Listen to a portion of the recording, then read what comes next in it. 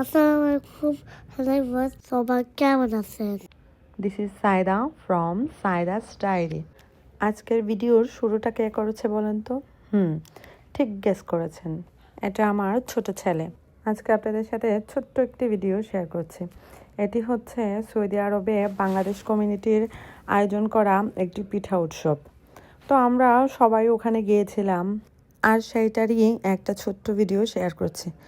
তো আমরা ওখানে যেতে যেতে প্রায় আমাদের অনেক লেট হয়ে গিয়েছিল, আর ওখানে যাবার পরই আমরা খাবারের লাইনে দাঁড়িয়ে পড়েছিলাম, কারণ ওখানে খাবার প্রায় শেষের দিকে ছিল, আর খাবারের পর্বটা শেষ হলেই ওরা মূল আয়োজন শুরু করবে। তাই সবাইকে রিকোয়েস্ট করছিল আগে খাবার দাবারটা শেষ করার জন্য।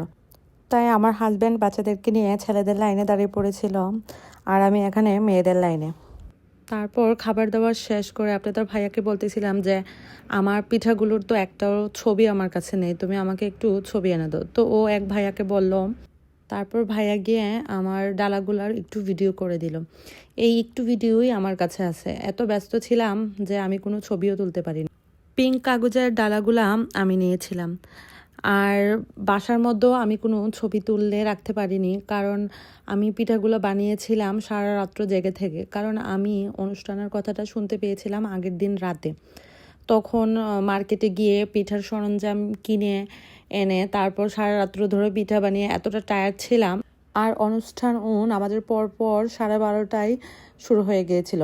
তো তাড়াহুড়া করে রেডি হয়ে চলে এসেছিলাম, আর কোনো ছবি তোলা হয়নি। আর ভেবেছিলাম এখানে আসার পর ছবি তুলবো, কিন্তু আমি আস্তে আস্তে আমার হাজব্যান্ড ডালাগুলো ওখানে জমা দিয়ে দিয়েছিল।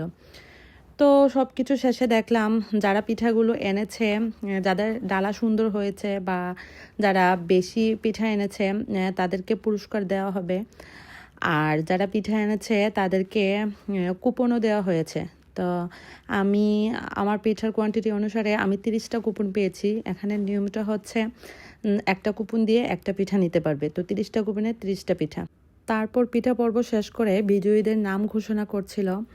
আলহামদুলিল্লাহ আমিও পুরস্কার পেয়েছিলাম। আমার বাচ্চারা আর আমার হাজব্যান্ড তো আমার থেকেও বেশি খুশি। আমি সৌদিতে ফার্স্ট টাইম পিঠা উৎসবে অংশগ্রহণ করি, আর ফার্স্ট টাইমই পুরস্কার পাই, আর এটাই আমার জন্য খুব বড় পাওয়া ছিল। Thank you.